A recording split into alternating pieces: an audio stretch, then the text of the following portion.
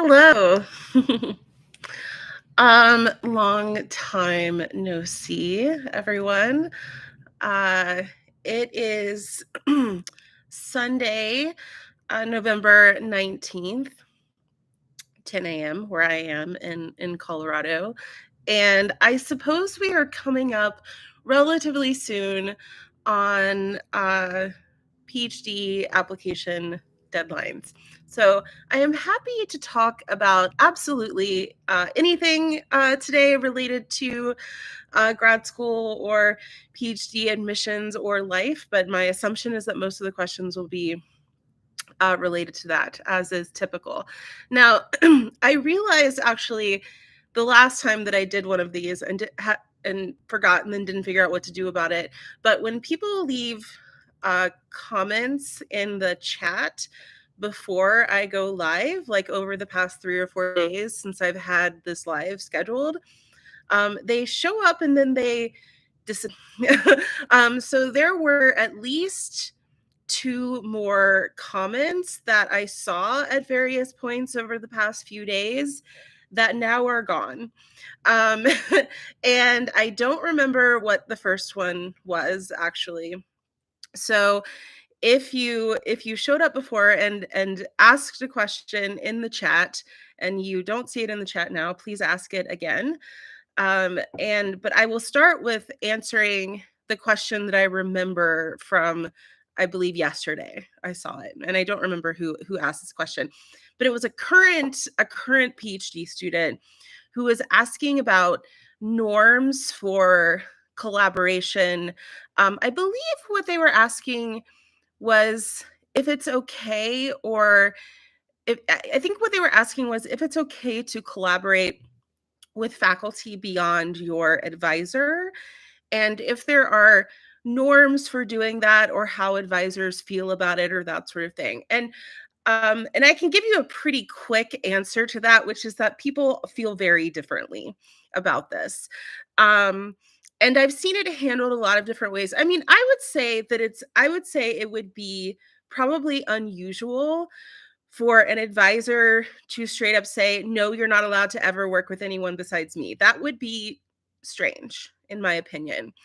Um, some advisors do just want to know what you're doing. And I guess I fall into this camp.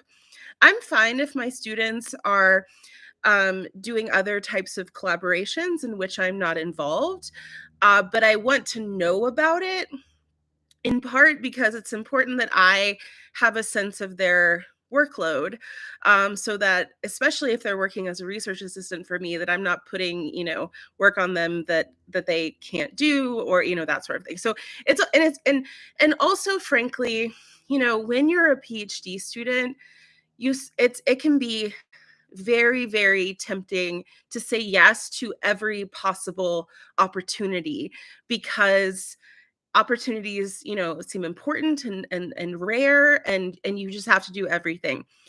That can be a bad idea, though, in terms of your workload, and also just sometimes things that are worth your time. And it takes a while to be able to make that, to have the sort of wisdom to make that distinction. And so it's also a good idea to talk to your advisor about opportunities so they can help you discern whether it's a good use of your time or not. And then the other thing I'll say is that, depending on what it is, sometimes it makes sense to pull your advisor into it, with sort of everyone's consent and acknowledgement. Um, and then there may be some advisors who uh, want to make sure that you're doing the work that you're supposed to be doing for them, if you're an RA for them, for example. So anyway, the point is, I think the best answer to that question is just good communication. Make sure you're talking to everyone. And if you're asking me how an advisor will feel about something, probably what you should be doing is asking the advisor. Okay, so let me start with the first question that I have at the top here. And again, as we go on with this conversation, these tend to go on traditionally for roughly an hour and a half, at least in the past. It's just kind of worked out that way. Maybe that's kind of how much steam people have in them. But we'll end whenever we run out of questions. Or, I also won't go any longer than 2 hours, but I think that's pretty unlikely. Okay. And if I skip a question, it was probably by accident. So if you see me going to questions that are past yours, feel free to ask it again. Okay. Do professors only want to accept students recommended by familiar recommenders, which means there's little chance if there's no good academic connection? No. A very, very strong no. In fact, I find this question a little bit alarming. Like, I want to know why you think this, because it's just that's I find this alarming.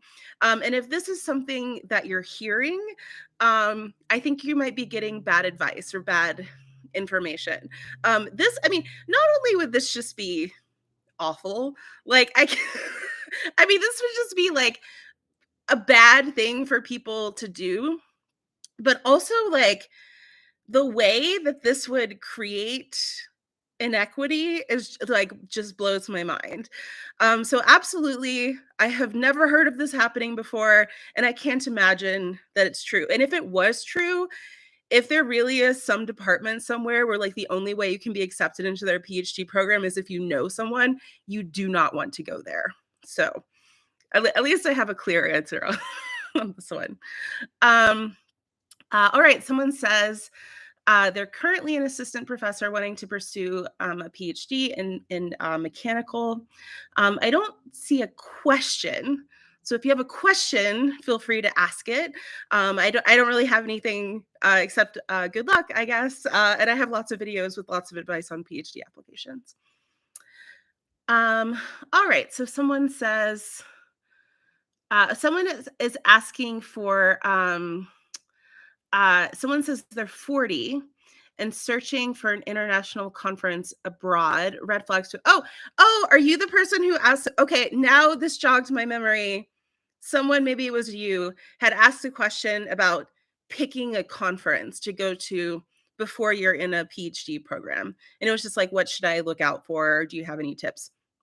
So maybe it's the same person. Otherwise, so let me answer two different questions here. So the first, because I think they don't have anything to do with each other. So the first one is, do I have any advice for like for older? You said first time, but like let me first say, like, do I have advice for older PhD applicants? And my answer is no. I think my advice would be exactly the same as it is for anyone else. Um, I'm not gonna pretend that I think there's not a single sliver of ageism in academia. Uh, but I personally have not observed this very much. I've said this on this channel before, but the PhD program in my department has had a reasonable number of students over 40. Um, a couple of students over 50. I don't think this is something that you should be concerned about. Um, I mean and if you're gonna get a question, if you're gonna like get any sort of inquiry questions that speak to this, it's not going to be about your age. It's going to be why now. Because if you're 40, this almost certainly means you're making some kind of career change. And you would get the same question if you were 30 and making some kind of career change, right? And the question is, why? Why the career change? Why do you want to get a PhD now? And so you need to have a good answer to that. And I don't really think it has to do with your age, but it is like I mean, even students who like go out of undergrad and go work in industry for 4 or 5 years, you're going to have the same kind of question, which is like, why do you want to get a PhD? Everyone should always have a good answer to the question, why do you want to get a PhD, regardless of what your age is. But the question about conferences, um, red flags I mean, so first of all, I just want to say, like, I don't think it's not necessary to go to a conference before you apply for PhD programs. Most people haven't, some have. Now that a lot of conferences are hybrid or online, this is more feasible than it used to be. because attending a conference can be extremely expensive, and not just because of travel. Like in computer science, non-student conference registrations are like $800. So it's not unreasonable that you would not have attended a conference before applying to PhD programs. Now, in terms of picking which one to go to, um, probably my advice is ask someone in your field, right? Like I know nothing about linguistics conferences. I certainly can't tell you which one you should go to. And my advice would be like, go to the ones that you probably would be going to as a PhD student, right? Like, what are the good conferences in the field? I was just a general chair of a conference, like the big conference and one of the big conferences in my field. And there I actually spoke to 2 or 3 people who were pre-PhD and were thinking of applying to PhD programs. And I was like, wow, like it's awesome that you're here. Like, that's really cool. And I think it probably was helpful for them to like, meet people and learn more about the field and that sort of thing. And also like conferences really I always come out of them sort of like research invigorated, right? Like I'm really excited and it's like yay, like it, I get lots of ideas. I come out of conferences with so many ideas and so many things to do. And so that can be a really good thing to do. So I mean, in terms of like red flags, I mean, you just need to make sure that it's a real conference and not like a weird predatory, just trying to get your money kind of thing. So probably my advice is ask someone in your field, what are the good conferences for you to go to? Okay. Someone says they're in their final year of their MA in English and made the academic decision to go to law school in disability studies rather than a PhD. How different is that? So for those of you who are not aware, I have both a law degree and a PhD, and they are super different. So I mean, my typical advice for like, you go to law school if you want to be a lawyer, and you go into a PhD program if you want to be, I mean, this is a little bit simplistic, but like if you want to be a researcher, I guess, or a teacher in higher education, those are sort of the main things that you do with a PhD. Not the only things. There's certainly sort of more things that you do with a PhD than with a law degree. There are some things that people do with law degrees other than being a lawyer, but that's like the vast. Even things that you do with law degrees that isn't technically being a lawyer is still kind of lawyer-like. I feel like like working in policy or something like that. Yeah, they're super different. Law school is about taking classes, and a PhD is about doing research. I mean, you take classes too, but yeah, so you might need to be a little bit more specific, but I think that's my answer to your question.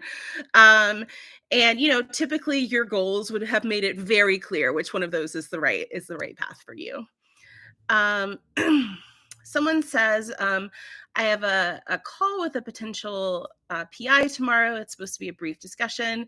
What should I prepare apart from being thorough with their work? Should you have research ideas yourself? Okay, good question. So this is a time of year when in some fields and in some, for some people, it's not uncommon to have sort of pre-application fact-finding discussions with a potential advisor. Now, I want to before I answer your question, I want to caveat this a little bit. This is not and also a general caveat for all of this, my own experiences and my experience is based in information science and computer science, and is probably more applicable. So all of that. Ask for advice about your field, etc. I personally don't think that it is necessary to have a phone call or like a Zoom call with every prospective advisor before you apply to a program. In part just because, oh my God, that's so much of your time. And I think most of the time you can sort of get what you need from having an email discussion with them. So as I said I mean, as I've said a lot of times, but I have a video about reaching out to to potential advisors. I see this as a fact-finding mission for you. You can find out like what their current research projects are, because it faculty are not great about keeping their websites updated. Tragically, my lab website has not been updated in a while, and I really meant to do that at the beginning of this application season, but I'm on sabbatical. Other priorities, and I just didn't get around to doing it. Um, so it's, it's you can, of course, you can also look at someone's Google Scholar, and you can look at like recent grants they've gotten, and you can sort of piece this together, or you could email them and ask basically two questions. I think are what you want to know. One is, um, are you considering taking on new PhD advisees this application season? And second is, what are your current research projects or research areas that are that you're prioritizing right now? Like those are basically the two things that you want to know. Um, so you often can get that in an email. Now, some faculty really like to have conversations with people, and they might suggest it, especially if they are very actively recruiting students, and also depending on how many people are reaching out to them. So some of you may know our PhD program is very new because my department was founded in 2015. So for the first few years, we were getting like, I don't know, 20 applications a year. So, like, we were not getting a ton of applications because nobody knew about us. And also I had an empty lab and I like really wanted students.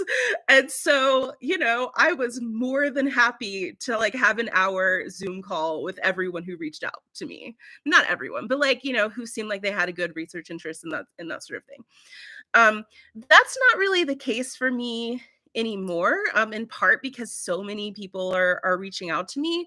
And also just like I don't I find it more helpful to talk to people after the applications are in and we're like looking at applications and we're coming down to sort of a short list.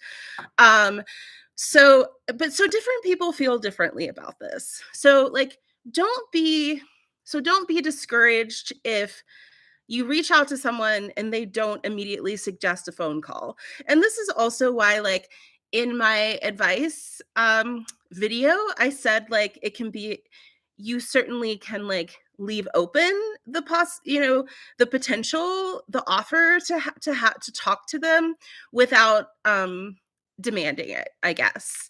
And I think I have a suggestion in there about how to word it, like, let me know if it would be helpful to have a conversation, that sort of thing. um and that's just because, again, time, and your time, their time, and often you can get all you need from an email. And so don't read anything into them not wanting to, or not suggesting like talking to you before you apply. I think this maybe is different in some fields, and it's definitely different between person to person. But I personally, at this point, feel like it makes more sense to talk to people after applications come in. That's just me. Okay. I just wanted to give that caveat before I start talking about this. I don't want anyone to freak out thinking that like they've done something wrong, or they're missing something, or this isn't going well because they're not talking to people. So that's why I wanted to give that caveat. Um, that said, I have had conversations like this. Again, I had them more in past years, but you should see it in that same fact finding kind of way, like asking them, what are current research projects that are happening in your lab, and also like what do you think things are going in the future, and then be prepared to talk to them. They'll probably ask like what your research interests are, and how you see yourself fitting into their lab. And also, like, to me, this isn't an interview, like this is before you're even applying. And so I would see this more as an opportunity for you to ask questions than for them to be interviewing you. I think. Um, yeah, I don't know if that answers your questions. I mean, so it's kind of like, I have that whole video about like PhD interviews. It's kind of like that, but I feel like you should feel even more free to ask questions about like their research topics and that sort of thing. Like, what are the things that are going to help you write your application? Because that's what this is useful for, right? Like, you haven't even applied yet, so this isn't an interview. You're not going to be admitted or not admitted to the program based on this conversation. So yeah, so you should think about what you need to know, but be prepared for like, what are you interested in and how might that fit in here, kind of stuff. All right, next question. Oh, there's a lot. Sometimes it just like scrolls and I lose my place. Okay. Someone says they've just completed a master's in education and would like to pursue a PhD abroad. Any advice? Um, uh, so much advice. It's a little bit broad. My advice is I mean, I have many, many videos here on YouTube with advice for PhD applicants. So I don't really know where to start.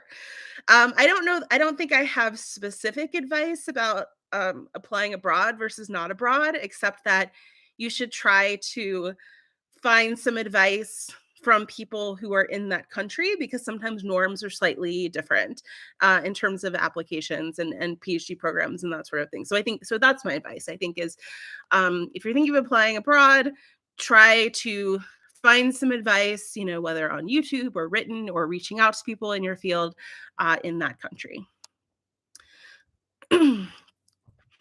Next question is, should my PhD statement of purpose contain a lot of technical information, or should you make it simple and readable?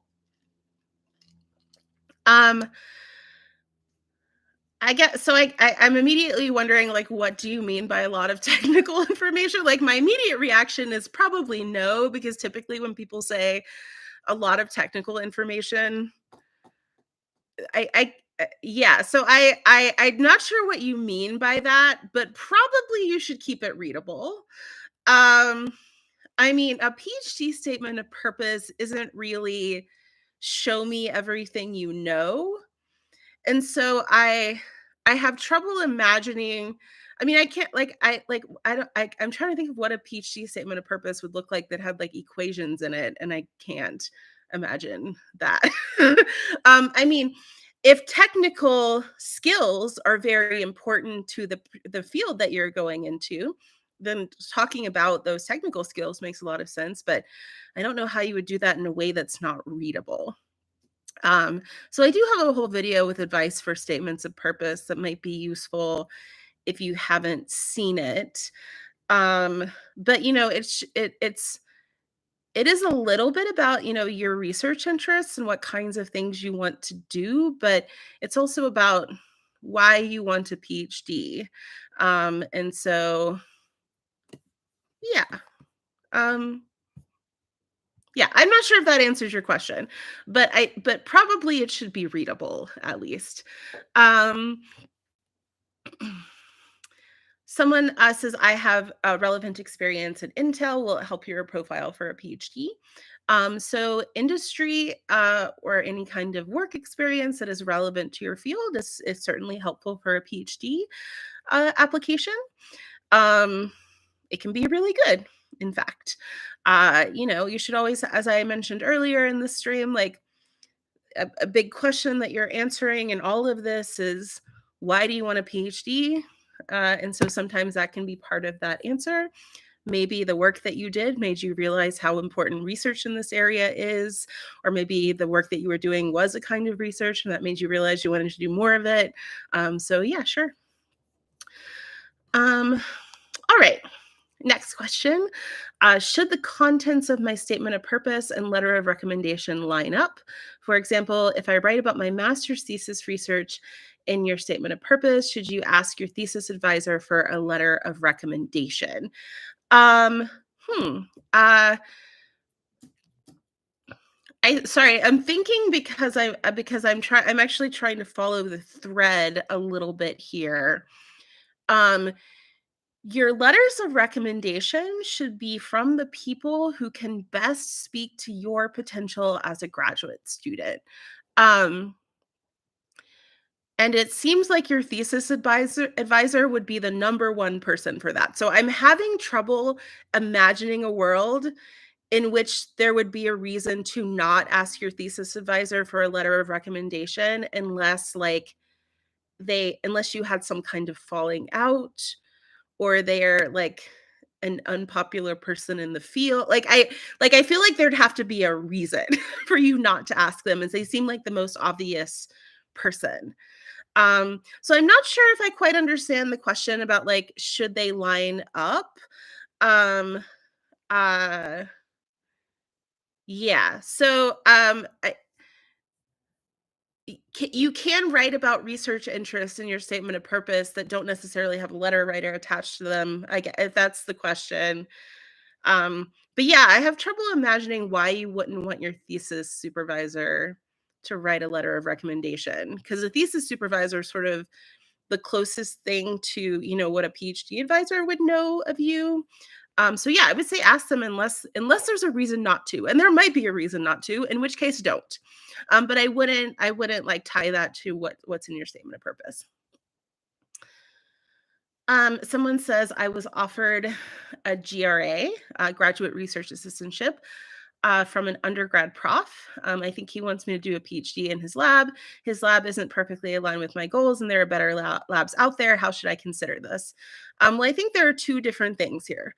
So I assume you mean an undergrad GRA, because otherwise you wouldn't say you think he wants. Okay, so I'm going to assume you mean like has offered you a research assistantship in his lab, um, and but you might not want to do a PhD in that lab.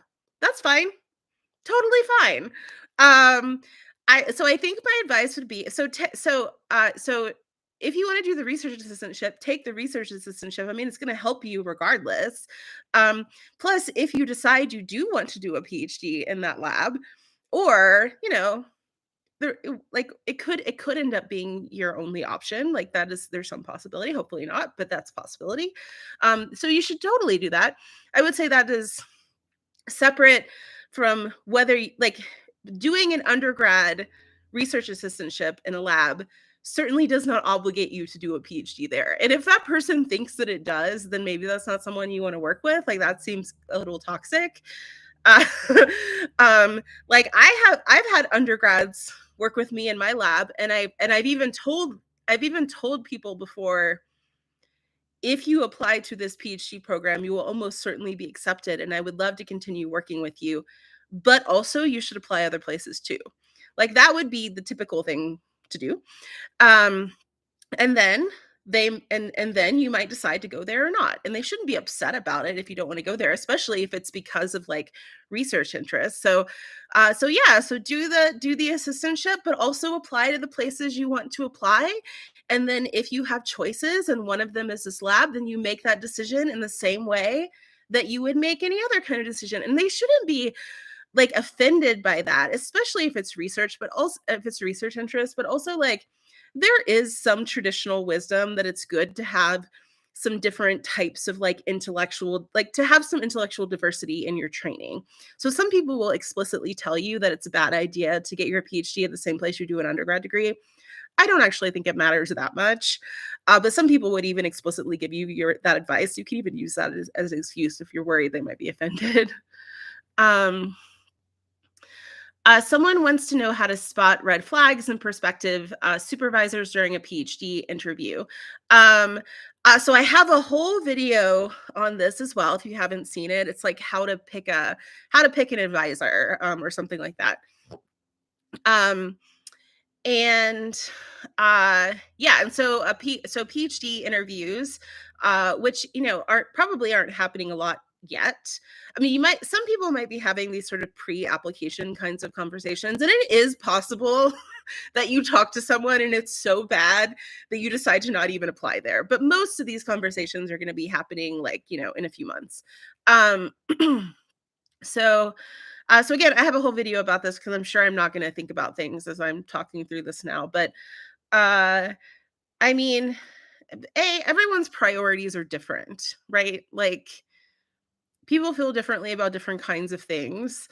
And so it's hard, like, your red flag will not be the same as my red flag, frankly, because you prioritize different things.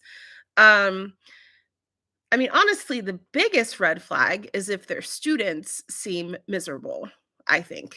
Um, so that's something that you would learn from interacting with students. I mean, you know, like I feel like red flags are kind of can be kind of obvious.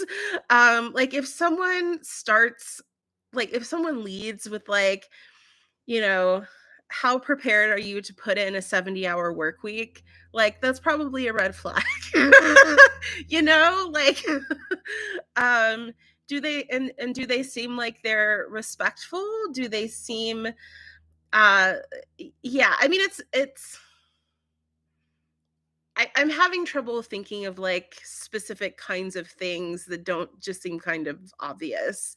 Um, but you know, I feel like you'll have a vibe, right? Like and again, I feel like you can learn more from talking to people's students and and also if you're accepted into a program and you're trying to decide where to go, you absolutely should talk to their students. And if they don't offer to connect you to them, you should ask.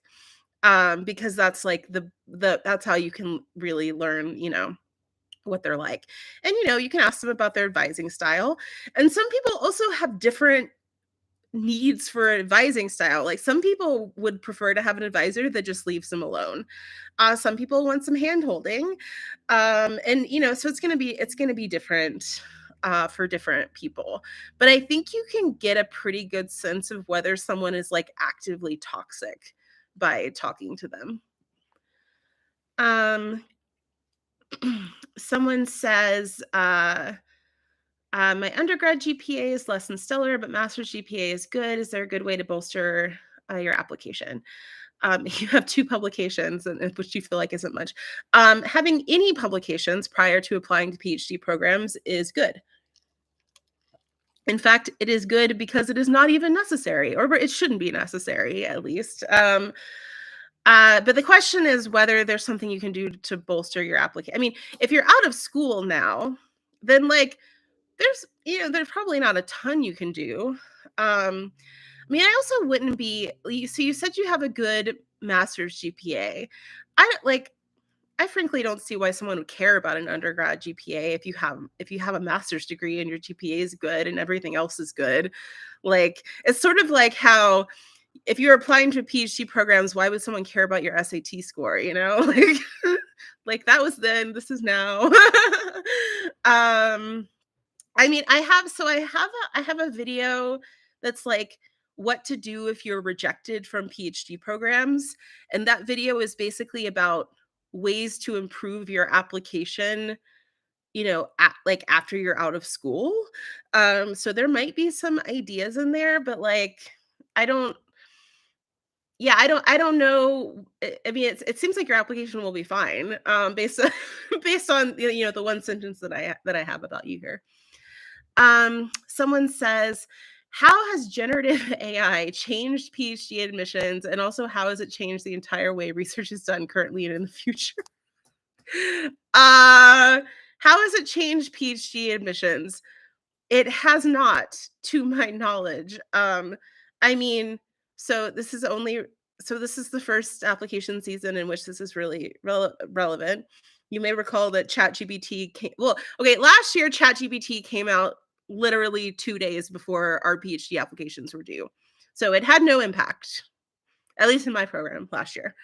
Um, because I can't think of another generative AI system that I mean, I guess someone could have just been using GPT-3 to like write their statements of purpose or what. So, I mean, how do I think it could have an impact? I mean, people might be using it to write statements of purpose, I guess. And how does that change things? It doesn't. I mean, I don't see how it would change anything. Um, I mean, if people are using it to like make their writing better or whatever, like sure, that's fine. I mean, you're gonna be able to use it to make other kinds of writing better, so if it makes you a better writer, like Yahtzee. Um, I wonder, so I think I made oh gosh, did I feel like I might have made a TikTok about this a while ago, maybe I should make another one. Um, I so when ChatGPT first came out, I did a bunch of types of experiments with it, and one of the things I did was have it write a statement of purpose for our PhD program. Um, and the way that I did some experimenting was seeing how good it was at personalizing a statement of purpose. So for example, so the first thing I did was like write a statement of purpose, for the information science department at CU Boulder. Um, and just like I think I just did that. And of course it gave this like incredibly generic thing that like would not have been good. And then I said, do that. Also, here's your very general research interest. Here are 3 faculty to mention as to why you're interested in working with them. And like it was okay, right? Like it actually like it was better than a lot of statements of purpose I've seen. I mean, in part because like I mean, a lot of statements of purpose don't even like mention faculty research areas or whatever. And it actually did correctly describe, even if it wasn't like super up to date, in a vague way, correctly described our research areas. Now, the next thing I did was I asked for a statement of purpose for the computer science department at my university and said that it was for someone who wanted to do theoretical computer science and listed my name. And here is where I will say this actually kind of impressed me. It it said, even though Dr. Fiesler's research area isn't directly related to theoretical computer science, I think that it's very important for everyone in computer science to have an understanding of ethics or something like that. And I was like, very good. I mean, that would be a weird thing for someone to do, but it made sense. And then I had it write a statement of purpose for the biology PhD program at my university and included my name in a list of biology professors. And now it said, I'm so excited about Professor Fiesler's groundbreaking research on plant genetics. So now we're getting to the part where it's just making stuff up, right? Which is an issue with generative AI when it comes to this kind of thing. So be very careful. If you're gonna use ChatGPT to help you write a statement of purpose, don't trust it. It's not necessarily gonna be good for lots of different kinds of reasons. And why would you take that risk? Um, and also it's gonna be like the writing tends to be sort of stilted and like I wouldn't care if I got a statement of purpose and I got this sort of ping that's like, oh, I think maybe AI wrote this. Like, frankly, I don't care. Um, but it's not necessarily good, right? So like use it to help you with your writing or whatever, but like be careful. And how do I think it's going to impact research? I mean, that's a huge question. I mean, it's impacting my research because I'm an AI ethicist. But it's a tool like anything else, and we're going to need to be very careful about the limitations. And it might change the way that we do writing in some good ways and some bad ways. Someone says you've been trying to get into various universities to do a PhD in photography involving mental health, hoping to try for a 3rd time. What is your advice? So again, like general advice is, it would take me hours and hours to give, but I have hours and hours of YouTube videos. But one in particular that you might want to check out is I have a video that's like, what to do if you're rejected from PhD programs. And so what that tells you is like assuming that your application was good. So if you're not sure if your application was good, then like, if there were things that you could make the application itself stronger, just in the ways that it was written and who you chose as your letter writers and that sort of thing, go check out all of my videos. But if it's like, I think that the application was the best that it could possibly be, and the issue is just me, then that video might give you some ideas. But also sometimes it's just bad luck, and sometimes you just try again. What is considered a low GPA for a PhD admission? I don't know. Some people will tell you there is no such thing. Some people will tell you anything less than a 4.0. Some people will tell you, less than a 3.0. I don't know. There is no answer to this. Sometimes PhD programs will list a minimum GPA. So then that tells you what they think is low. So that's what I would go by. But in the end, it doesn't matter, right? So I'm assuming if you're asking this question that probably you're done, you probably know your GPA, you're done, right? And so there's nothing you can do to make it higher. So how does this information help you? And if you're still in school and you're worried that your GPA isn't high enough, then maybe you're asking me how hard should I work to make it higher? And my answer would be higher is better. So work hard. You know what I mean? I'm not sure that the answer to this question super helps you unless you're trying to decide what are stretch schools and how many places should you apply to and that sort of thing. And in that case, I would look at to see if their application guidelines list any kind of minimum GPA. Any advice for someone transitioning from industry to PhD, worked for a few years after bachelor's, now in a master's with a professional focus, so no required research? Well, if so you're in a master's now, but it seems like you've already decided that you want a PhD. And so the first thing I would say is, I don't care if research isn't required, do it anyway. If you want to get a PhD, the best thing that you could possibly do is get more research experience. So go find a lab, a faculty member, and get some research experience.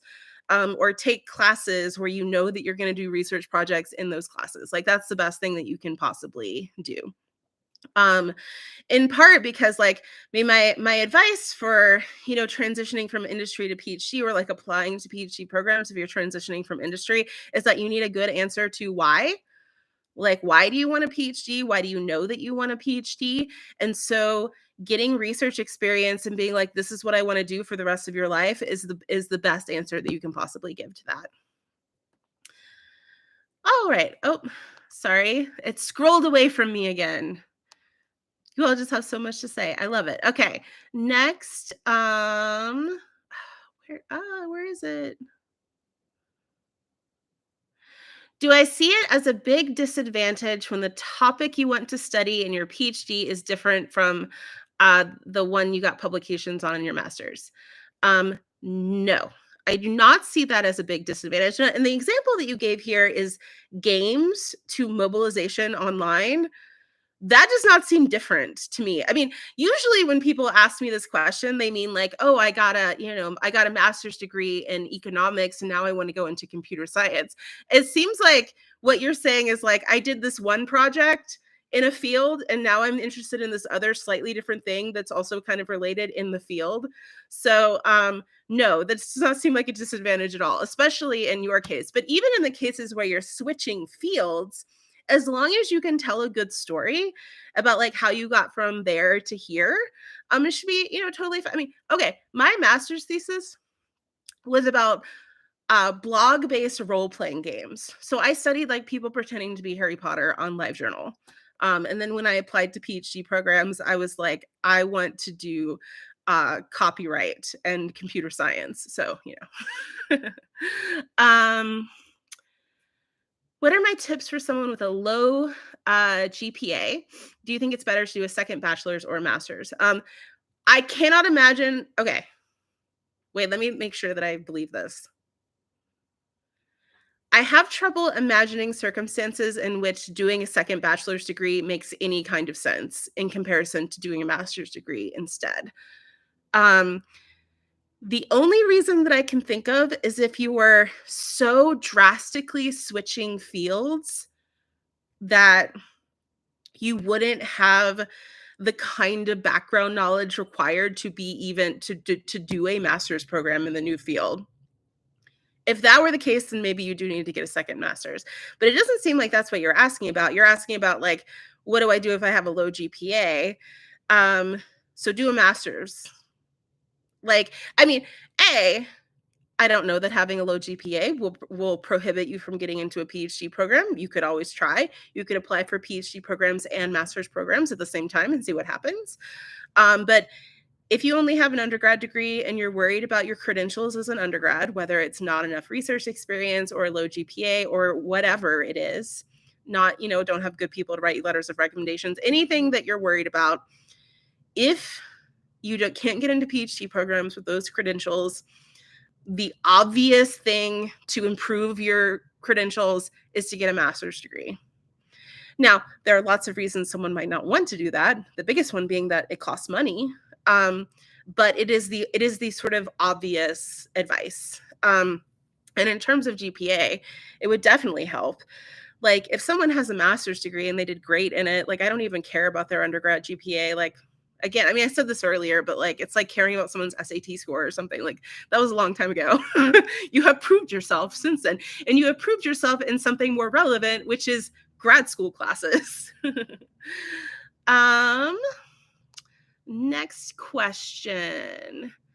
Will the slide be recorded? Yes. So these are always recorded. So as soon as this is over, it gets posted to my YouTube channel. And if you are a masochist who wants to watch me do this for hours and hours and hours, I think I've probably have, I don't know, maybe 8 or 10 of these over the past 3 years, and they're all on my channel. You can make a playlist and listen to me answer questions about PhD admissions all night while you sleep. I do not know that I would recommend that. I do watch YouTube videos to fall asleep sometimes, though.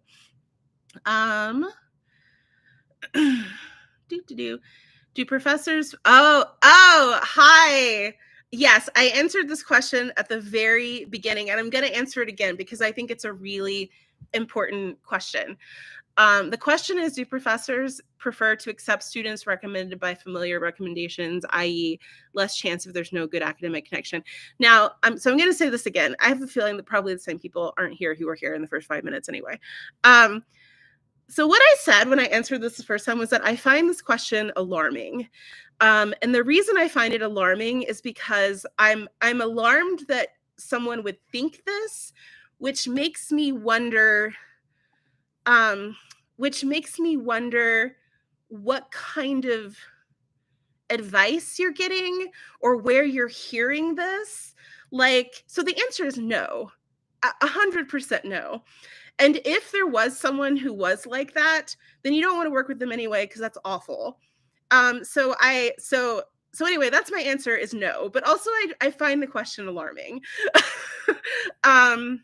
So I hope that this is just a question that has kind of been made up by your anxiety and not a question and not something that you think because someone told you that this is true or anything like that. But I guess at least I have an answer for you. The answer is no.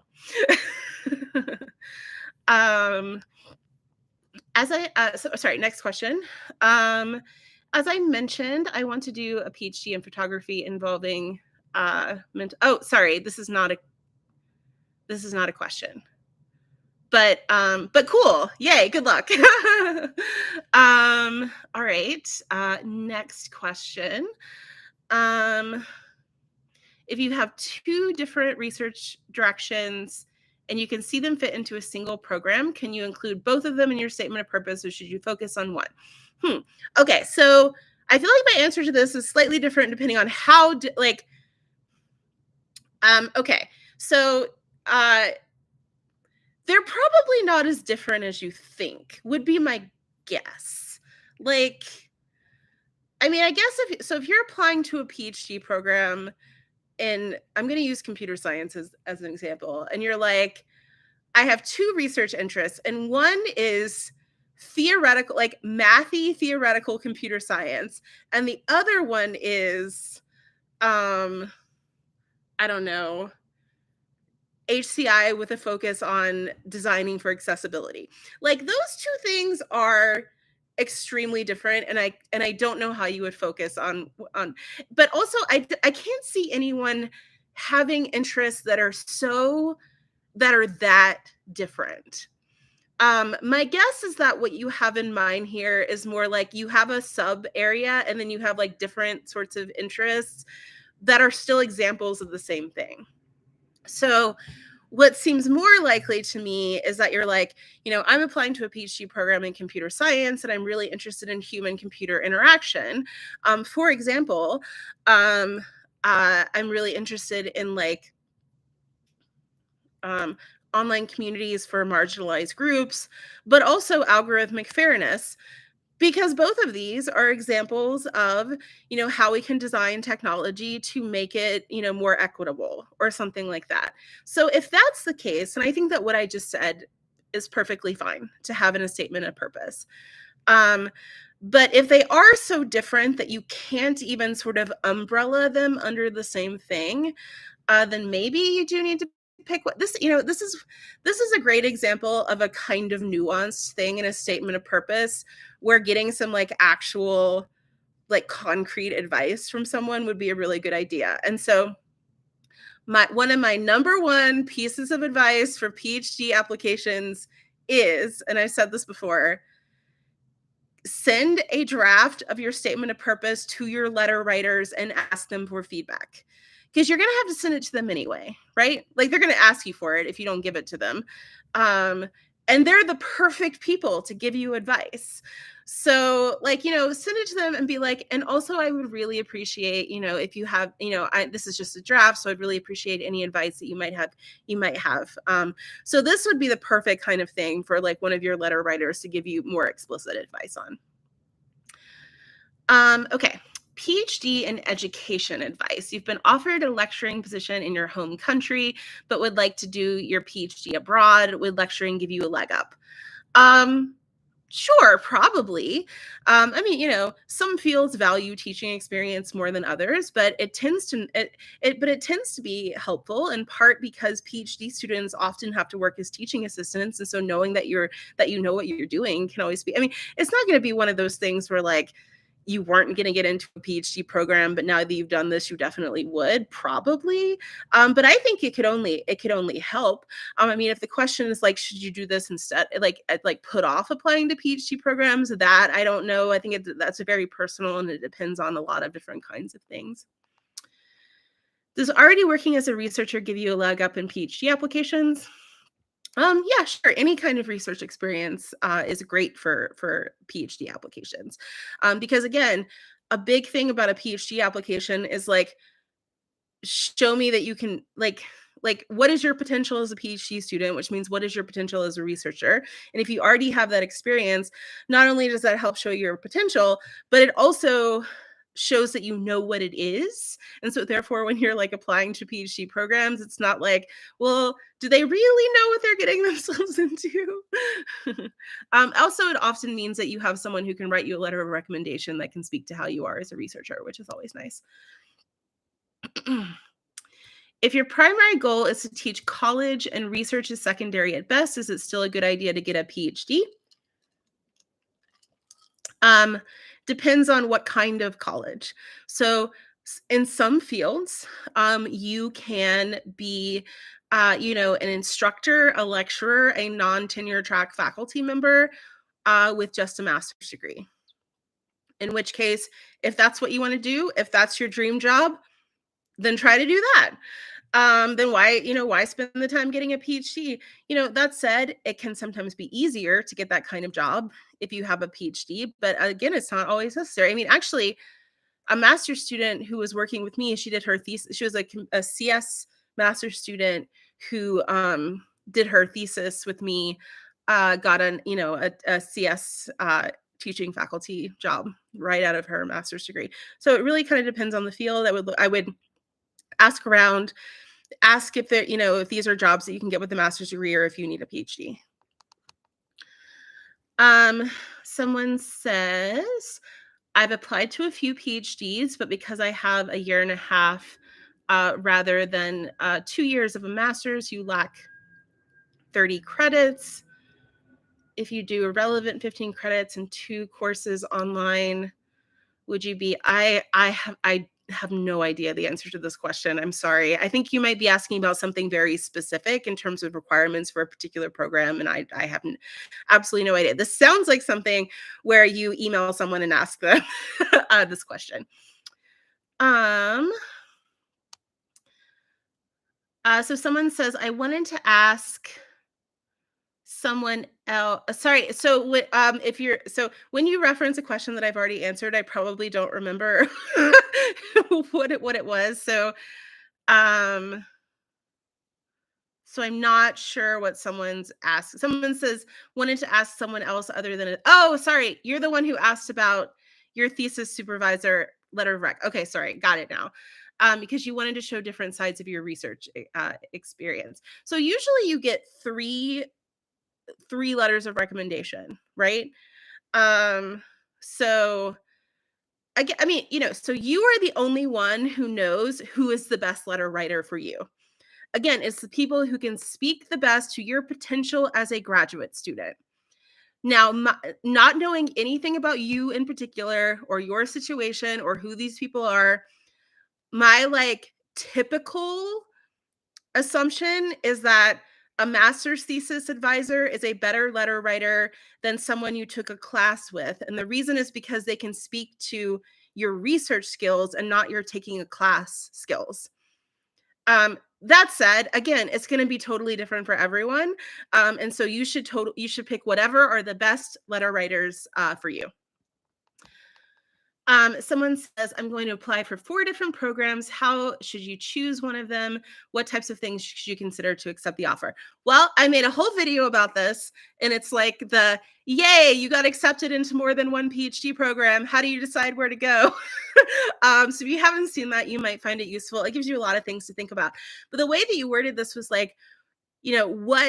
what things should you consider? And honestly, the answer to that is going to be completely different for everyone. What are the things that you prioritize? So, for example, for one person, location might matter a ton, and for some people, it doesn't matter at all. For some people, the very specific research area, exactly what you want to do, and that is the thing you want to do, and you really don't want to do other things, then you should go to the place where that is the thing that you can do, where there's the closest research match and the advisor tells you can do this thing. Maybe that's the most important thing. Maybe the most important thing is how you feel about the culture of the program, and do people seem happy there? Are they nice? Can you imagine being friends with these people? That can be really important. This is 5 or 6 years of your life. That is are you going to be happy there is non-trivial. For a lot of people, it's very explicitly the advisor. The advisor is more important than the particular program. So it's there's a ton of things that you might take into account. And if you're lucky enough to be accepted into more than one program, then you get to investigate all of these things in great detail and make the decision that is right for you. What's the best way to address a bad grade? So my initial reaction to this is don't. I think that is usually the answer. There might be some cases in which you would want to address a bad grade, but usually not. And one of the reasons I say this is because this might have even been the last time I had a live. Someone asked the question that was I got a B in a class. How do I address this in my statement of purpose? And this question was so horrifying to me. I can't, oh my gosh, don't do that. So a B isn't a bad grade. But also there shouldn't be a reason to address a grade. The only time that I can think this might, be a thing is if it's an F, and if you think it's a big deal for some reason, it drastically dropped your entire GPA in a way that you think it might affect it, and or it was a really important class that you think is important to this, to this program, and you have a reason. So if all of those things are true, like it was a really bad grade, it had some big impact, or you think it will be perceived in a particular way, and there's a reason that you have that grade.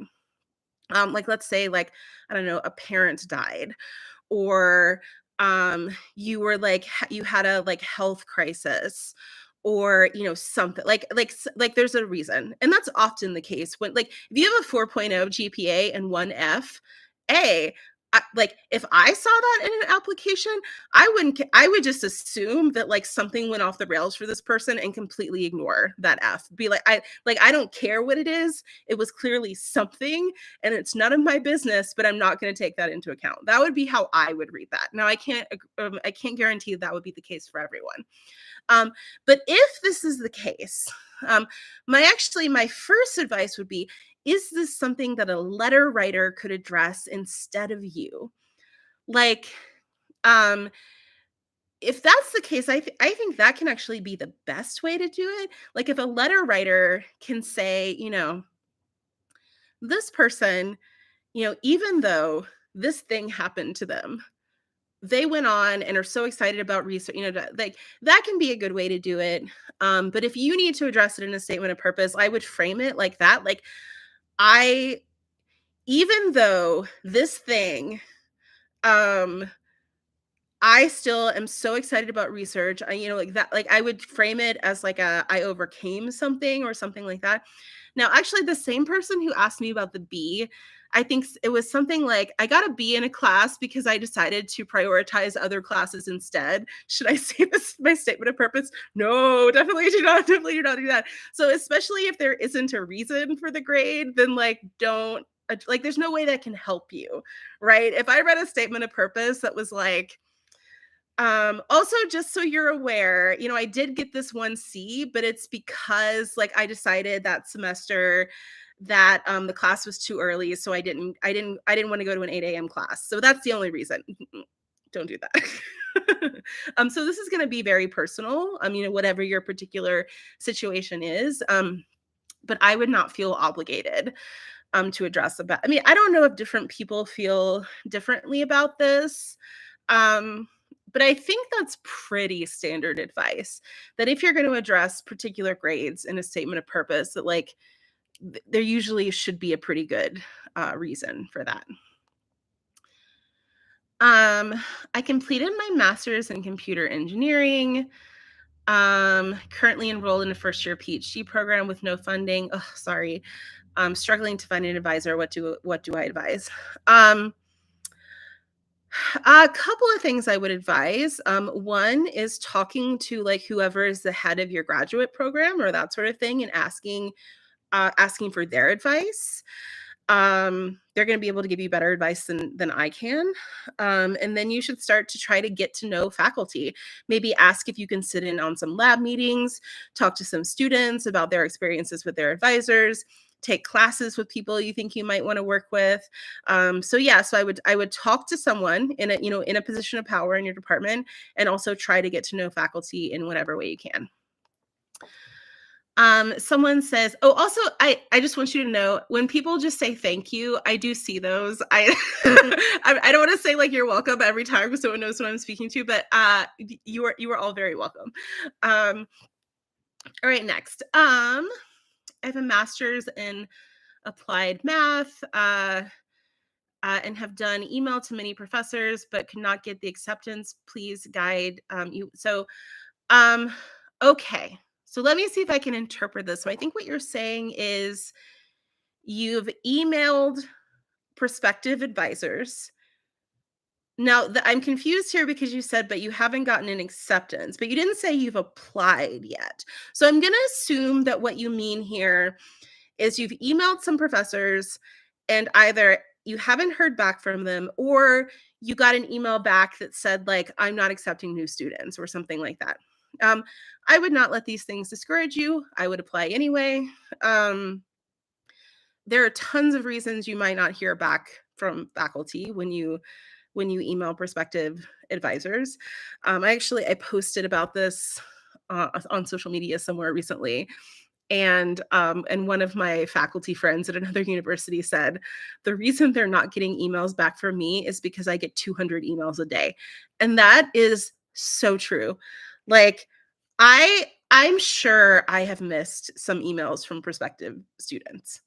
Like, I would be shocked if I had. I mean, I cannot like express. I don't think I can adequately express to you the number of emails that faculty get.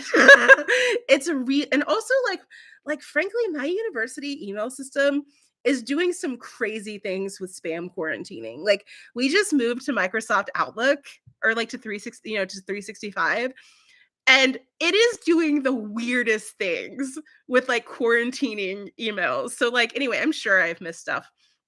Um and even if you follow up and still don't get a response, like, don't read too much into that. But also, if you email someone, they're not accepting or rejecting you from the program. You still have to apply. Now, if you apply to programs and don't get in anywhere, again, I have a video that's like, you've been rejected from PhD programs. Now what? And the first thing to do is to figure out where there are deficiencies in your application, like the way that you did your application. And if you're sure that that's not it, and it's like your actual credentials, then there are some suggestions for things you might do. But frankly, sometimes it's just luck and you just try again. Is there a good resource for finding doctoral programs? You're looking for industrial design, but haven't had luck besides going to school to school. Ooh, good question. So sometimes there are lists places. um, Google like industrial design departments and have a look. Like, so that's one thing to do. But, usually if you're applying to a PhD program, it's not because you're just like, I want to do industrial design. Yeah, there's probably a specific thing you want to do, right? You have some research interest in industrial design. So the best thing that you can do is to find the faculty who are doing that work and then see where they are. So you should be doing Google Scholar searches. It's how you find PhD programs, frankly. Like, I think that's the best thing to do. Or like, looking at conferences, like go look at, like, I don't know anything about industrial design really, but I assume there are conferences and you can see who's presenting and what kind of work they're doing. But yeah, finding out who's doing the kind of work that you want to do, and then finding that person and what program are they in and what PhD programs did they have. Yeah, so I think that's the best thing you can do. I do have a whole video on finding PhD programs, and I did it so long ago that I honestly don't remember what I said besides that. But maybe I had some other ideas at the time. Any advice or helpful resources for those who have left a previous PhD program and still want to pursue a PhD in the same field? So the question that you're going to get is, or that you can like assume, even if you're not asked directly, people will wonder, is why, right? So why did you leave a PhD program? Now, there are tons of really good reasons. Everything from, I had a health crisis and had to step aside, to I needed to make money so I could feed my family, so I had to go get a real job for a while, to I was being sexually harassed by my advisor, to this was a toxic work environment and I hated this department. All of those are incredibly valid reasons. Now, you may not want, depending on what it is, you may not want to like say it in a statement of purpose directly. You maybe could like allude to it depending on what it was. Um, but yeah, I mean, you should see it as any other application, except for knowing that people will be wondering that and thinking about how to address it. Um, and I can think of subtle ways that you might like point to, and something like that in a statement of purpose. But also, if your statement of purpose is good enough, then you might just wait until like you're having actual conversations with people and then just tell them. I mean, it's also none of their business if you don't want to tell them, but it might impact how people perceive your application. Um, uh, Tanvir, I think I already answered your question. So let me know if I did not answer your question and you have more to say. But I think I answered your question. Um, yeah, and EM, I hopefully I just answered your question as well. All right, next, do admissions committees favor applicants with a master's degree plus little experience over a bachelor degree with 2 years of research and a preprint? Okay, Oh, good. You asked a question that allows me to give one of my favorite to say one of my favorite things. Um, okay, so first of all, some PhD programs do require a master's degree. And if they do, they will say that outright. You will know that. And that's the thing. That's more common in countries outside the United States. And it's more common in some fields. Like sometimes humanities fields require you to have a master's degree before going into a PhD program. But if that's not the case, then to me, and I think this is sort of broadly true, um, an application is not stronger by virtue of having a master's degree, but people with master's degrees often have stronger applications. And the reason is because they have more research experience. They often have better letters of recommendation because, graduate classes tend to be smaller and this kind of thing, so they know faculty better. Um, so Right. So that's how I would see it. So if you're an undergrad who has 3 years of research experience and publications and great letters of recommendation, then awesome. That sounds like it's as good as good a profile as someone with a master's degree. So yay. um, and if you have a master's degree, again, you often have better kinds of things. So that's why sometimes like if you know you want a PhD and you're not accepted straight out of undergrad, traditional wisdom is often you might consider getting a master's degree because it gives you the opportunity to do things that can improve your application. How do PhD admissions committees consider applicants' international experience? Not from the States, but did a bachelor's in the US and a master's in Germany. These experiences play a role. I don't know. Maybe. Um, yeah, I mean, I don't know in the same way that like I look at an international applicant's application exactly the same as a domestic applicant's application. I don't know that like this would have a but like different types of experiences and like intellectual diversity of your experiences is always kind of a good thing. um Next, does a personal statement need a solid hook? um you mean like a writing hook? Not necessarily. um I mean, a PhD statement of purpose is different than like an undergrad degree application. Um,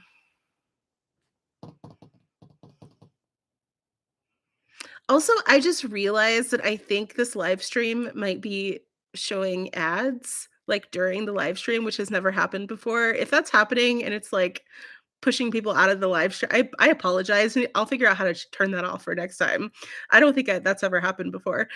Sorry. Anyway, back to the back to the question. Um, a hook. No. I mean, you're not writing a novel. Just, hit the things you need to just hit the things you need to hit. Um, my master's didn't have a thesis, but instead a capstone. This capstone project that was turned into a guide count as academic writing experience. So you have the experience that you have. I mean, so like, questions like, does something count as something is like I don't think it matters. Like unless there's some kind of requirement, it doesn't really matter if it counts as something. It is what it is, you know. And so often, capstone class projects or, other types of like strong academic writing for classes looks very similar to what you might do for a thesis or what you might do for research experience. Would having a very high undergraduate GPA make up for a lack of research experience in a STEM field? Um, uh, uh, Sorry, I'm blanking on the term I was going to use here. Deficiencies in your application can always be made up, or weaknesses in your application can always be made up for by strengths. So anything about your application that you think is not as good, other things that are good may very well outweigh it. There's no formula for this, and also different departments and different faculty will see some things as more important than others, and that's just how it is. That's why, it's the same reason why, like, often people will come into my comments and say, like, here's my GPA, here's my GRE score, I have this years of research experience, can I get accepted into a program? And I can't tell you the answer to that, because, like, PhD admissions are holistic. It is the entirety of the whole thing, and different people weigh things differently, and that's why you get into some programs and don't get into other programs. Should should I add submitted but not published papers into an academic CV? This is an interesting question. So I think that some people might give you different advice on this. In my opinion, you should put papers that are under review on your CV. Now, really, the only reason that you wouldn't do this is if people are, like, worried about, like, blinded review. Like, oh my gosh, this person, like, what if one of the people in the department is reviewing their paper and now they've unblinded them? Like, I think the odds of that are pretty low. um, this is one of those things where you might want to ask your letter writers what they think. Like, is this a norm in your field? But in my opinion, I think it's totally fine to do that. Now, if you're worried about it, like, frankly, your statement of purpose is more important than your CV. So, like, you can also just talk about it in your statement of purpose. Like, I have a paper about X under review at this place. And that's also fine. But I think it's fine as long as it's, very clearly marked that it's under submission and not accepted yet. What is the difference between pursuing a PhD for licensure purposes, like a psychologist, versus a research oriented track like CS or humanities? I don't know anything about, like, clinical psychology PhDs. So I cannot tell you the answer to this question. If there are types of PhD programs for licensure that differ greatly from other types of PhD programs, I know nothing about them. What are my thoughts on doing a second PhD? Um, you're a hazardous waste professional. The stream is extremely vast, and you're toying with the idea. I um I am having trouble imagining why anyone would want a second PhD, unless the only reason I can think of is because you want to drastically change fields. Like, that's why you would want a second PhD. Like, you currently have a PhD in English literature, but now you want to be a data scientist. I mean, God, actually, I don't even know that you have a PhD in English literature, and now you want to, like, be a computer science academic. Like, you might want another PhD. That's the only reason I can think of you would want another PhD, though. If you sorry, I lost my place again. If you got accepted into an Ivy school but couldn't attend, should I mention that in my personal statement to make a strong who? I mean,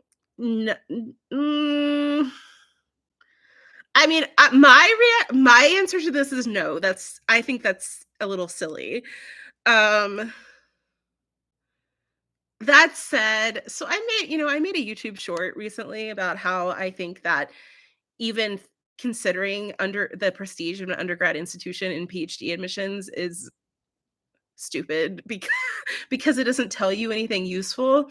Because, like, in your circumstance, you're saying, like, you got into an Ivy but didn't go there. I can imagine lots of reasons that could be. Maybe it was expensive. Maybe you needed to be closer to home so you could, like, watch after your family. And there's tons of reasons you might not go into an Ivy if you got into it. And so, like, to me, like, whether you went to an Ivy or went to wherever you ended up going is not a useful signal, because on the one hand, like, A, it might not even mean that you could get into one versus the other, and B, even if it did, all that tells me is, like, what you were like in high school. Um That said, I've talked about this before, and then people are like, "No, really, some people are so elitist. They think this matters so much." But like even if undergrad prestige did matter, okay, sorry, I'm thinking out loud here. I apologize if this is getting a little stream of consciousness. So when people tell me that it really does matter, they still, I think, don't mean it's because you could get into it. I think they mean because they're making the assumption that a degree at Yale is like worth more than a degree at University of Connecticut. Um, because like you have better professors or better, whatever it is. So I don't see how you getting into an Ivy is any kind of useful signal. All that tells them is what you were like in high school, which I don't see how that's useful. So the only way that I can think of would be if okay, I could imagine a narrative where where you're like,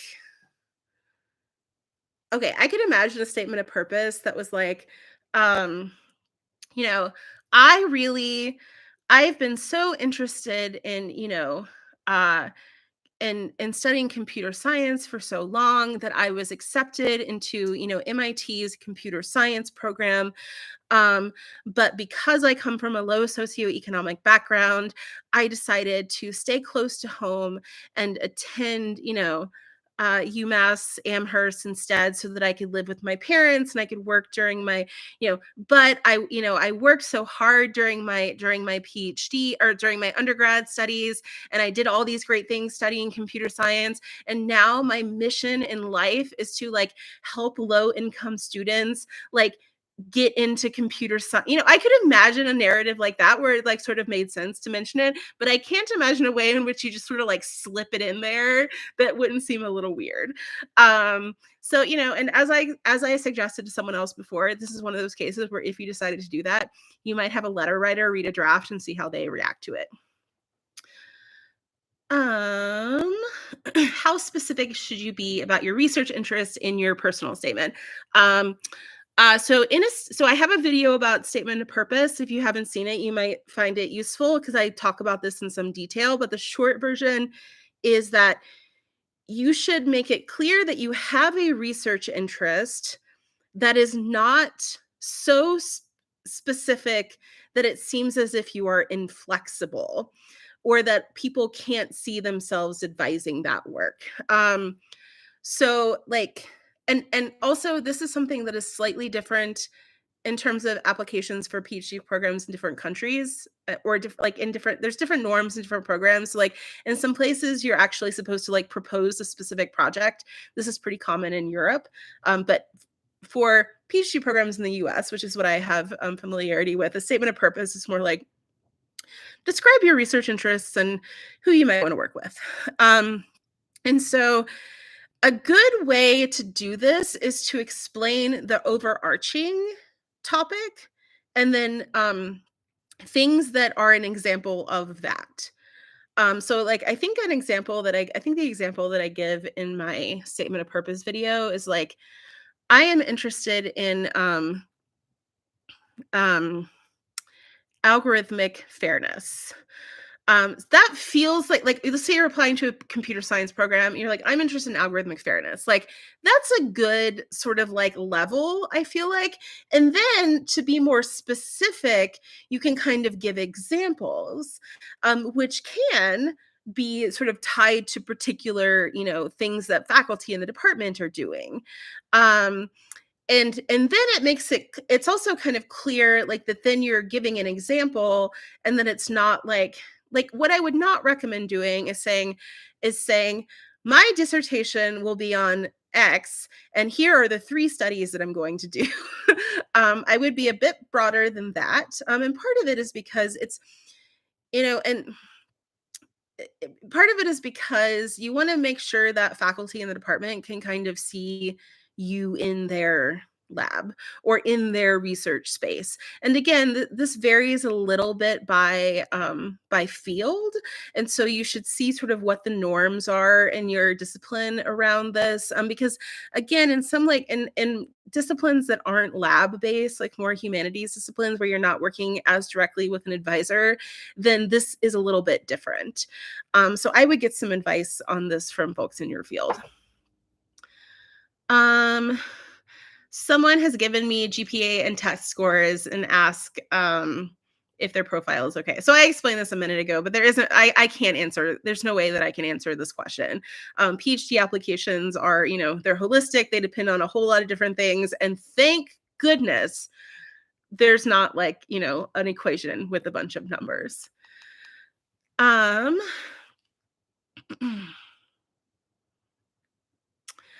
All right. So, and then, okay, I hope I'm catching all of these here, but someone says they're doing an MA in English. They're interested in PhD programs in comm. So again, you've also asked the question, like, do you have a shot at getting into a PhD program? There's just no way I can answer this, unfortunately. One thing that you can do if you're not sure if you might have the profile for a PhD program and maybe you need to apply for master's programs instead is to just do both and see what happens, or ask people in your field for their advice about who's going to write your letters. Send them your materials and ask them what they think, because they might be able to actually answer this for you.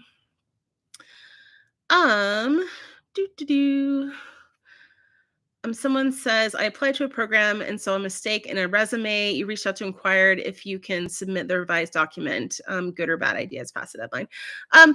I would not worry about that. I mean, if you email like the admin, like whatever's like the admin email for a PhD program and say, hey, I noticed there's a typo in something. Can I submit an updated version? And it's not going to look bad. So you can do that, and they may or may not, and they probably not. But I would not worry about like mistakes, typos. And I tell the story every year. More than once, we have accepted students into our PhD program who sent us the wrong statement of purpose. Or I can think of like twice that this has happened.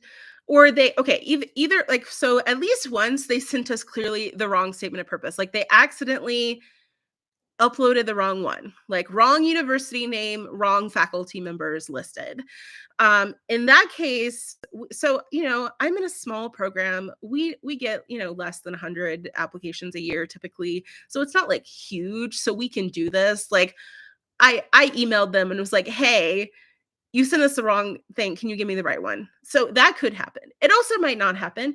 It also might be that you did something like copied and, like everything's right, except you got the name of the university wrong. Like, who cares? They know what you mean.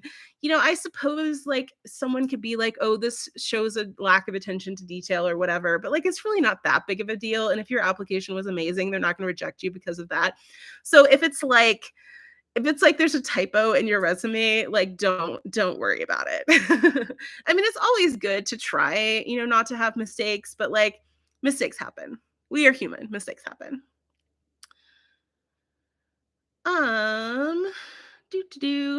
Reached out to a potential graduate advisor about a resume, not sure. Sorry. Same question. Okay. Wait. I'm sorry. The comments are confusing me now. I think I answered this question. Okay. Next question. How do you answer the question, what other schools are you applying to? Seems like useless information to give them. You should answer it. Like, if they ask you, you should answer it. I don't like that you are asked that question, especially at time of application. But if it explicitly says like this question is optional, you do not have to answer this question, and you don't want to, don't. If it's there and it seems like you're supposed to answer it, then like answer it truthfully and whatever. But I think it's kind of silly. It's I don't I'm not sure how they use this information. Um, my concern would be okay, the only way that I can think of that they would use this information would be a way that would probably not hurt you very much, which would be that this is like, university of nowhere, and and they think you have the most amazing application they've ever seen, and they see that you applied to 20 other schools that are obviously better fits for you, and they're like but even then, I find it and so anyway, so the point is I think you're not gonna go there even if they admit you. Now, but I suspect that in that case, they're probably still going to admit you.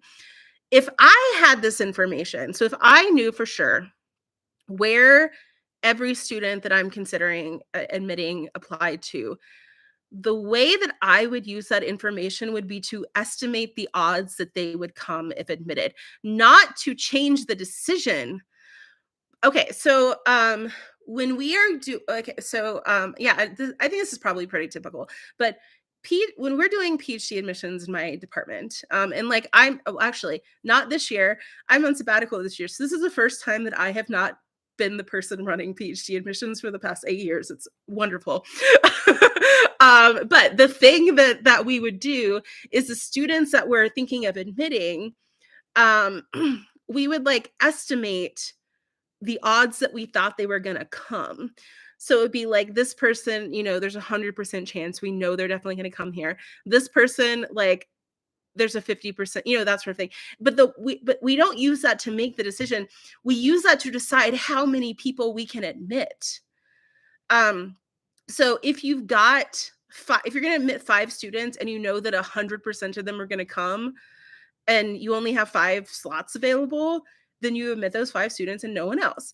But if you have 5 students who you think they all have a 20% chance of coming, then maybe you admit 8 students, right?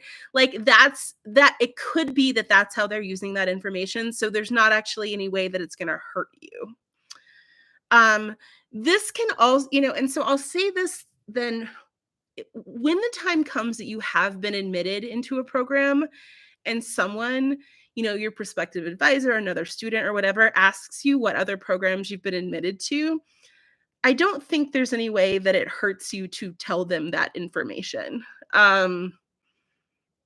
This is probably what they're just trying to figure out how likely it is you're going to come there so they can figure out if they can admit more students. Like that's basically all it is, probably. Will professor have a higher standard or concern when admitting international students? No. Okay.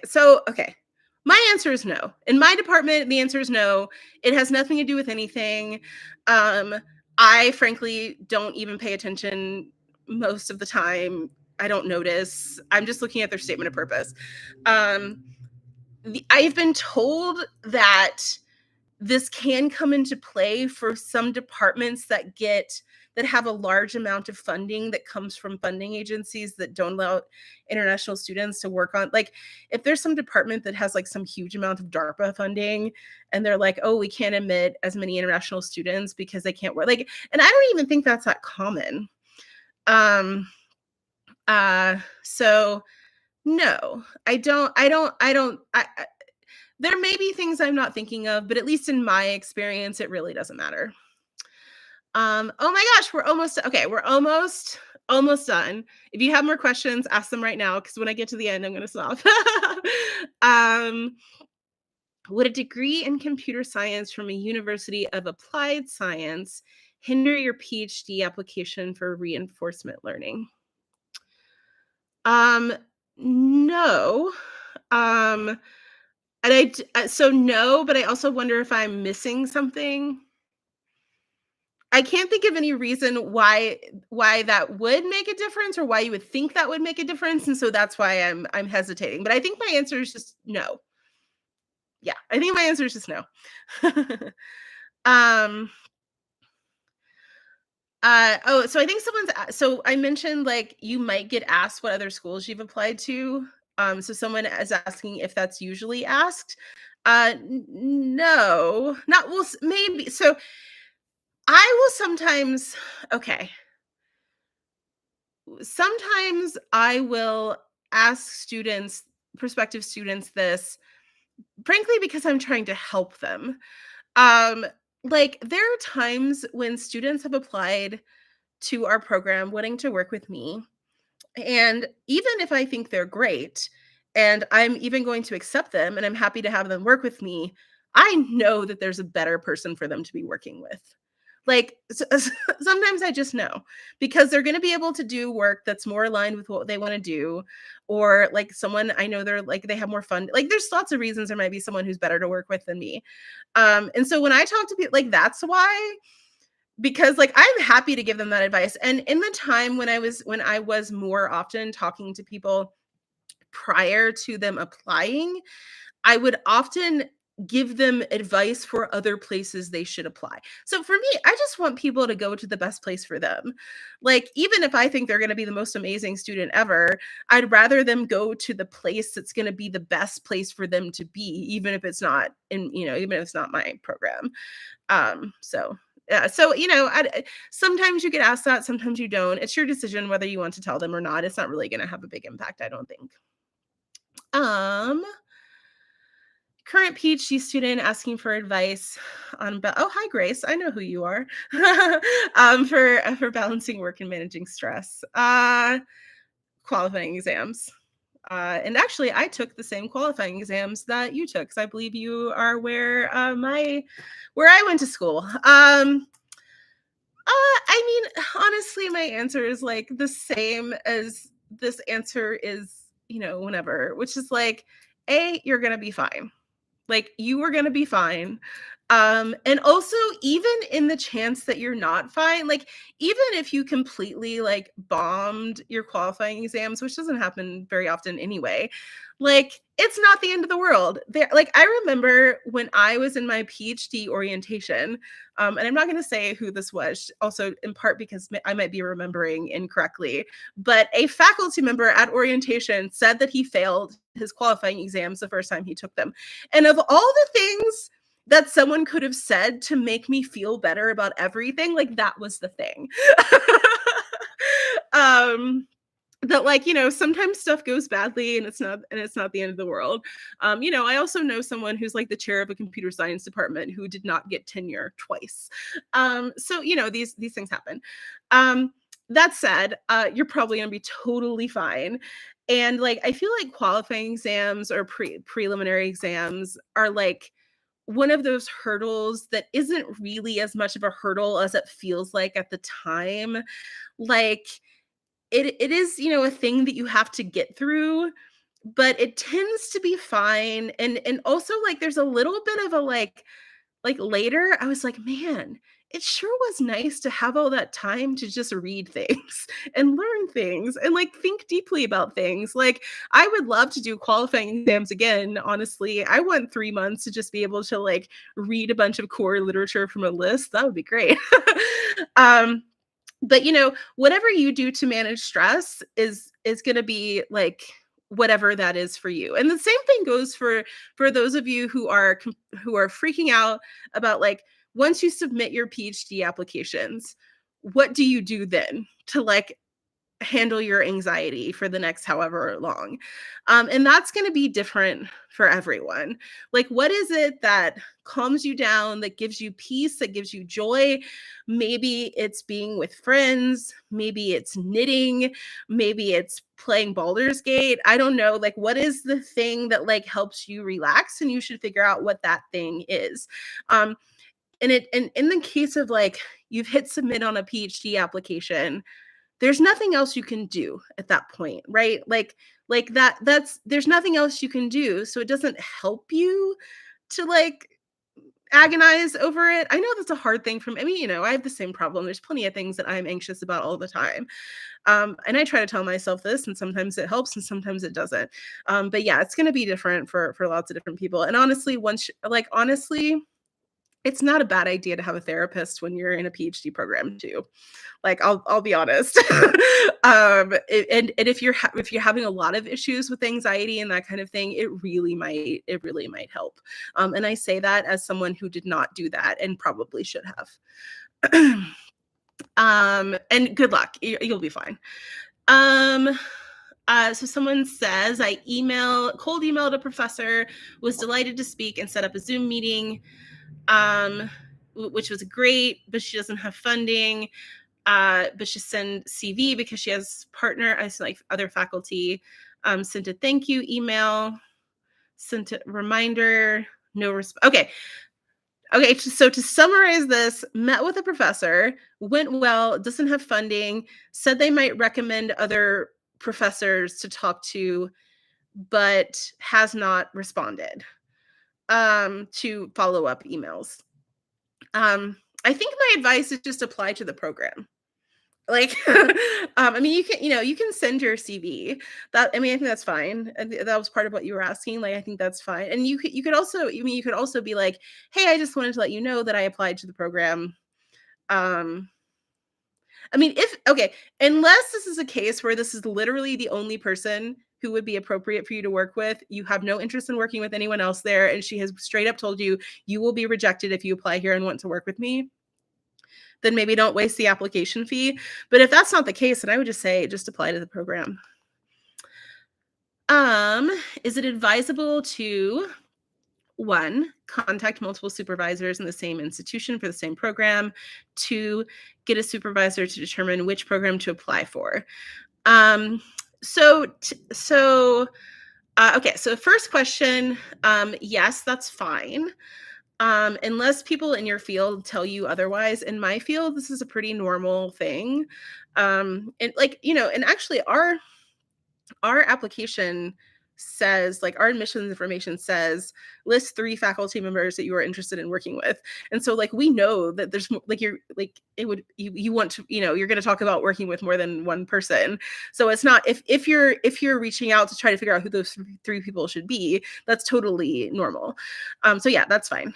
Getting them to determine which program to apply for. So you're talking about a faculty member who can advise students in more than one program. So that's not like super typical. So like technically that's true for me because I'm in an information science department, but I have a courtesy appointment in computer science, which means that I can advise students in computer science. So if a student reached out to me and said, hey, I'm trying to decide between information science and computer science.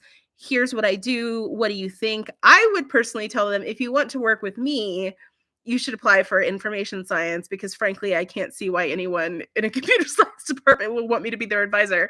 So like, if that's the case, like, sure, that's a perfectly fine question to ask in those kinds of circumstances. Finished a master's in 2019 and not been able to publish your thesis, will it be appropriate to add it to your personal statement and use it to convince? Yeah. So if you did a master's thesis, like, totally talk about it in your statement of purpose. Like, that's a research project, Yahtzee. Because like, if you were finishing a master's degree right now, like, let's say you're in your last year of your master's degree, you're doing a master's thesis. Clearly it's not published yet because you haven't even finished it yet. But yes, you should talk about it in your statement of purpose if it's relevant to what you're doing. Like, this is research experience on a silver platter. All right. I think this might be the last question, unless you're really quick about it. What could be the alternatives to show that you have research capabilities other than publication or direct research experience? Classes where the type of work that, like, where you did a project in that class that looked a lot like research in the field. Sometimes people will do like industry work that looks a lot like research. And sometimes you don't actually have something that looks like research experience, and that's okay. You should show that you know what research is in that field. Maybe you've like read a bunch of stuff in the field and you like know what research looks like and that sort of thing. But not everyone has research experience, particularly if you're applying straight out of undergrad. So yeah. And sometimes that's totally fine. It's not a requirement to get a PhD program, to get into a PhD program. But sometimes if you don't have any research experience at all, a thing they wonder is, like, do they know what they're getting into? Like, do they know what this is? What it means to get a PhD if they've never done research before? So you should be able to answer that question. Was looking around at PhD programs and stumbled across one that said they won't be accepting any new students for fall 2024. That seems unheard of, but how common or uncommon? Uncommon, I would say. I assume that means that they're just not accepting applications. And that's pretty uncommon. Probably something weird happened, like some funding thing or whatever. Yeah, yeah, that is. I don't think I've ever seen that before. Coming straight from undergrad, how do you structure your statement of purpose? The same way anyone else would. Yeah, same way anyone else would. I've got a whole video on statements of purpose, but coming straight out of undergrad versus like having a master's degree, it's the same. Your experience is this. I mean, like your research interest, your research experience, who you want to work with, all of the same things would be in your statement of purpose. So there isn't really any reason that it would make a difference. And I think we're done. All right. Well, that's all we got, kids. If you are working on your applications and you need some advice still, probably the things that would be the most useful. My video on statements of purpose is probably going to be the most useful thing. If applications are due soon, you will probably have already picked your letter writers, but if not, I have a video about letters of recommendation. And as always, it's a really good idea to get advice from someone in your field. So hopefully hopefully you're able to do that. And again, your letter writers are really good people to do that. I mentioned this at the end of my last live, but I still technically I'm still in the process of thinking about sort of shifting the content of my channel more towards my research and science communication. So, if I've helped you, I'm grateful if you stick around anyway, but also don't feel obligated. I don't really have a lot more to say on PhD application advice, and I want to get back to making YouTube videos, so it's going to be a little bit different mostly from here on out. But thanks for showing up, everyone. And most of all, good luck if you are going through this process. And if someone is watching this later and you have more questions, feel free to leave them in the comments. I try to answer all the questions that I get on YouTube. I might miss them every once in a while, but I do try. So good luck, everyone. All right. Bye.